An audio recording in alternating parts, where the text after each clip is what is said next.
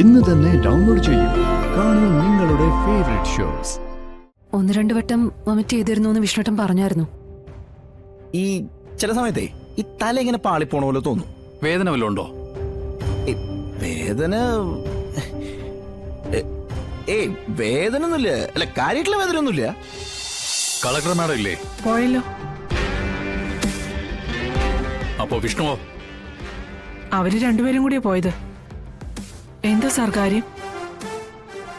ആ വിഷ്ണുവിന്റെ നമ്പർ ഒന്ന് ഇതിൽ അടിച്ചേ.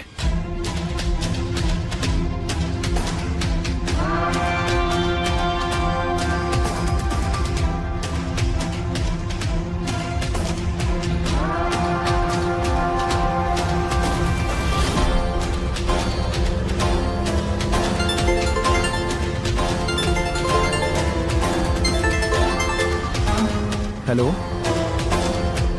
ആ വിഷ്ണു, ഞാൻ എസ് ഐ ഷിബുവാണ്. എനിക്ക് വിഷ്ണുവിന് അത്യാവശ്യമൊന്ന് കാണണമല്ലോ. ആ സാറേ, എന്റെ ജീപ്പേ ഇന്നലെ രാത്രി എന്റെ വീട്ടിൽ നിന്ന് മോഷണം പോയി. അപ്പൊ ഞാനിപ്പോ സ്റ്റേഷനിൽ പരാതി കൊടുത്തിട്ട് ഞാനിപ്പോ അവിടെ നിന്ന് ഇറങ്ങിയുള്ളൂ. പരാതിയൊക്കെ അവിടെ നിൽക്കട്ടെ, വിഷ്ണുവിനെ എനിക്ക് എപ്പോ കാണാൻ പറ്റും? അത് ഞങ്ങളിപ്പോ സാറേ ഒന്ന് ഹോസ്പിറ്റൽ വരെ പോവായിരുന്നേ. മാഡം കൂടെ ഉണ്ടല്ലോ. ആ ഉണ്ട്. ഒന്ന് മാഡത്തിന്റെ ഫോൺ കൊടുത്തേ. പുള്ളിക്കെന്തോ പറയണ്ടെന്ന്. Hello, collector Shalini Vishnu. Madam, വളരെ ഗുരുതരമായ ഒരു ആരോപണമാണ് മാഡത്തിന്റെ ഹസ്ബൻഡിന്റെ നേരെ വന്നിരിക്കുന്നത്.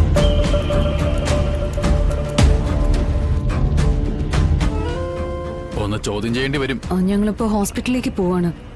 അത് കഴിഞ്ഞിട്ട് ഓഫീസിലേക്ക് വരും. നമുക്ക് കാര്യങ്ങൾ അവിടെ വെച്ച് സംസാരിക്കാം. Okay madam.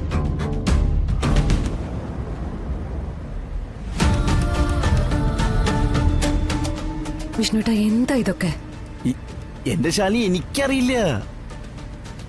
അതിപ്പോ അവര് അത് എനിക്ക് മനസ്സിലായില്ല. മാഡം കളക്ടർ ഓഫീസിലേക്ക് ചെല്ലാൻ പറഞ്ഞു. എന്നാ വരട്ടെ.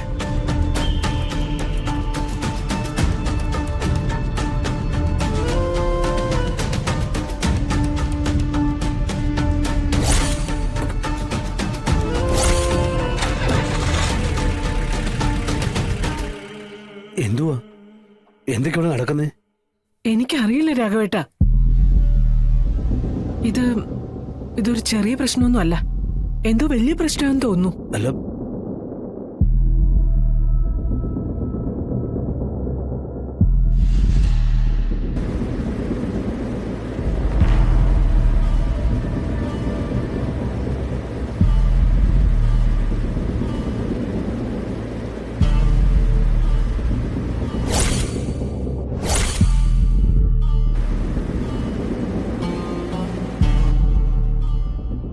ഇതിങ്ങനെ ആദ്യം പിടിപ്പിച്ചുകൊണ്ട് എത്ര കാലം മുന്നോട്ട് പോകുന്ന ഗോപാലേട്ടൻ പറയുന്നത്? എനിക്ക് താങ്ങാവുന്നതിലും ഭാരം ഞാനിപ്പോ താങ്ങുന്നുണ്ട്. ശാരദേ, ഞാനിങ്ങനെ ഓടി നടക്കുന്നതേ ഉള്ളൂ. ഉള്ളിൽ വല്ലാത്തൊരു വിങ്ങൽ വെച്ചോണ്ട് തന്നെയാ പോകുന്നത്. പക്ഷെ ഞാനത് പുറത്ത് കാണിക്കുന്നില്ല എന്ന് മാത്രം. എന്നെ വേദനിപ്പിക്കുന്നത് അതൊന്നും അല്ല ഗോപാലേട്ടാ.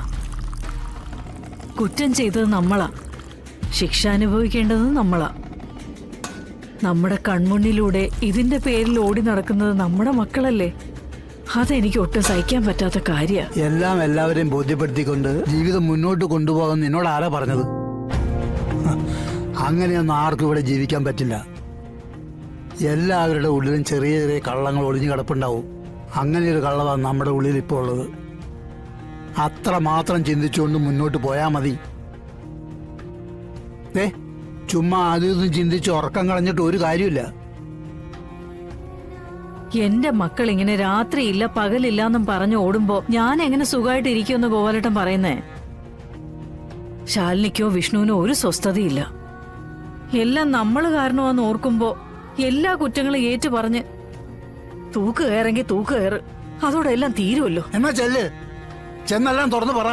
എന്നിട്ട് എല്ലാവരുടെയും ജീവിതം അങ്ങ് തകർക്ക്. നീ ഞാനും ജയിലിലായ നീ ഇപ്പൊ പറഞ്ഞ നിന്റെ എന്റെ മക്കൾക്ക് സ്വസ്ഥത ഉണ്ടാവും തോന്നുന്നുണ്ടോ? ഒരിക്കലും ഉണ്ടാവില്ല. അച്ഛനും അമ്മയും ജയിലിൽ കിടക്കുന്ന കാര്യം ഓർത്തായിരിക്കും പിന്നെ അവർ സങ്കടപ്പെടുന്നത്. പിന്നെ നമ്മൾ എന്ത് ചെയ്യും? വലിയൊരു ഭാരവും താങ്ങി എനിക്കിങ്ങനെ മുന്നോട്ട് പോവാൻ വയ്യ. ഞാൻ ചത്തുപോവും. ഇതിപ്പോ കൂനമ്മ കുരു പോലെ ഒന്നിനു പുറകെ ഒന്നായി ഓരോരോ പ്രശ്നങ്ങൾ വന്നോണ്ടിരിക്കുക. ഇങ്ങനെ പോയാൽ എന്നായാലും പുറത്തറിയും. പിന്നെ എന്തിനാ ഗോപാലേട്ടാ നമ്മളിങ്ങനെ ഒളിപ്പിക്കാൻ ശ്രമിക്കുന്നേ? ഇതേ ഞാൻ പറയാനുള്ളതൊക്കെ പറഞ്ഞു, ചെയ്യാനുള്ളതൊക്കെ ചെയ്യുന്നുണ്ട്. ഞാൻ പലപ്പോഴും വിചാരിക്കും ഏത് നേരം കെട്ട നേരത്താണോ ഇങ്ങോട്ട് കയറി വരാൻ തോന്നിയെന്ന്. അന്ന് അങ്ങനെ വന്നോണ്ടാണല്ലോ ഇങ്ങനെയൊക്കെ സംഭവിച്ചത്. നിങ്ങൾ ആ സമയത്ത് വന്നില്ലായിരുന്നെങ്കിൽ ഞാനും ആ പെങ്കൊച്ചും ആരെങ്കിലും ഒരാൾ മരിച്ചേനെ. അത്രയ്ക്ക് കലിതുള്ളി അവൻ നിന്നിരുന്നത്. ഹോ, ഇന്നിപ്പോ എനിക്ക് തോന്നുക അന്ന് എനിക്കെന്തേലും ഒന്ന് സംഭവിച്ചാ മതിയായിരുന്നു എന്ന്. നീറി നീറി മരിക്കണ്ടായിരുന്നല്ലോ. ഇപ്പൊ ശരിക്കും ഞാനാണ് തെറ്റുകാരൻ. അല്ലെങ്കിൽ എനിക്കിത് വേണം. ജീവിതത്തിൽ എടുത്തു പറയാൻ പറ്റുന്ന നല്ല പ്രവൃത്തികളൊന്നും ഞാൻ ചെയ്തിട്ടില്ലല്ലോ. ചെയ്തതിനൊന്നൊരു നല്ല വാക്ക് ഇന്നുവരെ എനിക്ക് കിട്ടിയിട്ടുമില്ല. ശാരദേ, നിന്റെ രക്ഷയോർത്താ ഞാൻ ഈ ഓട്ടം മുഴുവൻ ഓടിയതും ആ ബോഡി ഒളിപ്പിച്ചതും നിന്നെ ജയിലിൽ കയറ്റാതിരിക്കാൻ വേണ്ടിയാ. പക്ഷെ അത് നീ മനസ്സിലാക്കുന്നില്ലെങ്കിൽ പിന്നെ ഞാനിനിയിപ്പോ എന്ത് പറഞ്ഞിട്ട് എന്താ കാര്യം? പറയണമെങ്കിൽ പോയി പറ, എന്നിട്ട് നമുക്ക് ആ വാതിക്കെ ഇരിക്കാം. ഇനിയുള്ള കാലം ജയിലിൽ തന്നെ കഴിയാം. മതിയോ? ഗോപാലേട്ട, ഗോപാലേട്ട, നമുക്ക് കീഴടങ്ങാം. ഇനി നമുക്കിത് മുന്നോട്ട് കൊണ്ടുപോകണ്ട. ഗോപാലേട്ടൻ വന്നില്ലെങ്കിൽ ഞാൻ പോയി പറയാം നസീറിനെ കൊന്നത് ഞാനാണെന്ന്.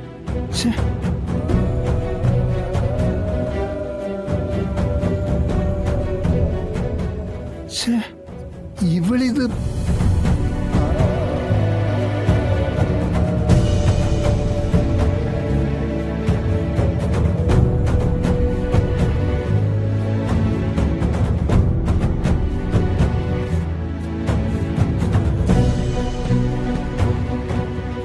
ശ്വാസം ഒന്ന് വലിച്ചു വിട്ടെ.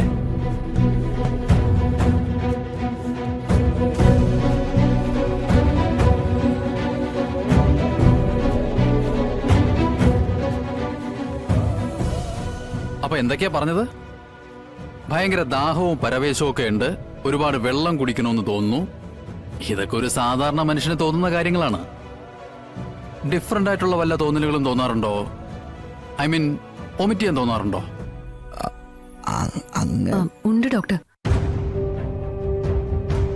1-2 വട്ടം വൊമിറ്റ് ചെയ്തിരുന്നു എന്ന് വിഷ്ണുട്ടൻ പറഞ്ഞായിരുന്നു. ഈ ചില സമയത്തേ ഈ തല ഇങ്ങനെ പാളിപ്പോണ പോലെ തോന്നും. വേദന വല്ലതും ഉണ്ടോ? വേദന വേദന ഒന്നുമില്ല. അല്ല, കാര്യമായിട്ടുള്ള വേദന ഒന്നുമില്ല. ചില സമയത്ത് തല നന്നായി ഹീറ്റാകും. എന്തെങ്കിലും സഹിക്കാൻ പറ്റാത്ത കാര്യം ഉണ്ടായ ദേഷ്യം സഹിക്കാനാവാതെ പൊട്ടിത്തെറിച്ചെന്നും വരും. ശരിയല്ലേ? ഡോക്ടർ.